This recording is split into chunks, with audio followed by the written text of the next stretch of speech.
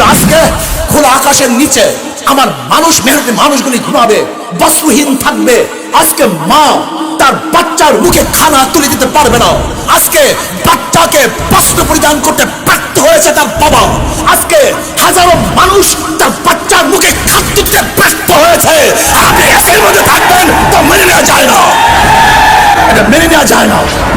যে দেশের মানুষ এখনো বস্ত্রহীন চলছে, যে দেশের মানুষ এখনো চিকিৎসাবিহীন মারা যাচ্ছে, যে দেশের মানুষ আজকে ডাস্টবিনে কাক কুকুরের সাথে খাদ্যের জন্য লড়াই করছে, সেই দেশের টাকা দিয়ে ওখানে মূর্তি স্থাপন করা হবে, বাংলাদেশের মানুষ মানতে পারে না, সহ্য করতে পারি না। এদেশ কার বাবার দেশ নয়, এদেশ কার দাদার দেশ নয়। আমাদের টাকা দিয়ে মূর্তি স্থাপন করতে দেওয়া হবে না। আন্দোলন করবো, সংগ্রাম করবো, জিহাদ করবো, লড়াই করবো। ভাইয়েরা আমার, কথাবার্তা ক্লিয়ার। যদি আপনি মূর্তি স্থাপন করতে চান, মূর্তি স্থাপনের জায়গা আছে, মন্দির, সেখানে মূর্তি স্থাপন করেন, 1000 মূর্তি স্থাপন করেন। কিন্তু বাংলাদেশের 90% মুসলমানদের ভূমিতে কোন মূর্তি চলবে না, চলতে হবে না। দিতে চাই না, যদি দেয়া শুরু করি বন্ধ করব না। রক্ত দিতে চাই না, দেয়া শুরু করলে রক্ত বন্ধ হয় না। মুসলমানের রক্ত কেউ বন্ধ করতে পারে নাই। আমরা সেই খালিদ বিন ওয়ালিদের উত্তরসূরি, আমরা আবু বকরের উত্তরসূরি, আমরা ওমরের উত্তরসূরি, আমরা আলীর উত্তরসূরি, আমরা বদর হাতিয়ার, আমরা খানদানের হাতিয়ার, আমরা উহুদের হাতিয়ার।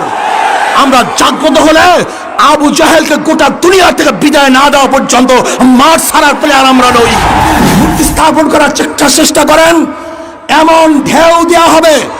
এইটা তো মাত্র 1 নম্বর সিগন্যাল, 2 নম্বর বাকি হয়ে গেছে, 10 নম্বর বাকি, মহাবিপর্যয় কথাগুলো বাকি আছে।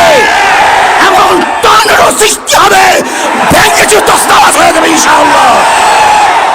টর্নেডো, মহাবিপদ সংকেত, মানুষের ঢেউয়ে মূর্তি সব বুড়িগঙ্গায় পড়ে যাবে, ওখানে মূর্তি থাকতে পারবে না। দাম বাড়ান, যদি পেট্রোলের লিটার 1 লক্ষ টাকাও হয় আপনাদের কোনো সমস্যা নেই, কারণ এই পরিমাণ চুরি করেছেন, ডাকাতি করেছেন, টাকার পাহাড় করেছেন।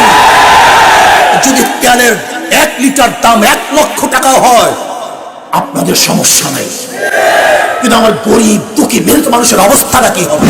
প্রথমে লুচ্চা এবং চামড়া ব্যবসায়ী, আজকে ওলামায়ে কেরামদেরকে ধর্ম ব্যবসায়ী বলে, তোরা তো চামড়া ব্যবসায়ী, লুচ্চা কোথাকার, নাস্তিকের গোষ্ঠী, ধর্ম নিয়ে কথা বলো। 1000 মাদ্রাসার আমি লিস্টি করছি, সাহসটা বুঝেন আপনি? অথচ কোনো মাদ্রাসায় ধর্ষণ হয় না, যে প্রতিষ্ঠানে ধর্ষণ হয় তার বিরুদ্ধে লিস্টি হয় না। কোনো মাদ্রাসায় অস্ত্র পাওয়া যায় না, যে প্রতিষ্ঠানে অস্ত্র পাওয়া যায় তাদের বিরুদ্ধে লিস্টি হয় না।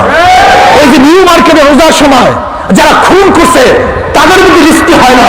আর যে মাদ্রাসা সবসময় কোরআন তেলাওয়াত হয়, দুরূদ পড়া হয়, যেখানে তাহাজ্জুদ নামাজ পড়া হয়, তার লিস্টি হয়। এই লিস্টি যারা করছে তাদের হাত ভেঙে দেওয়া হবে। তবে অনুমতি কে দিছে? যে একজন 16 জন ওলামায়ে কেরাম ধর্ম ব্যবসায়ী, মাদ্রাসা সন্ত্রাসবাদ, এই রিপোর্ট কালেকশন করে অনুমতি তোকে কে দিছে?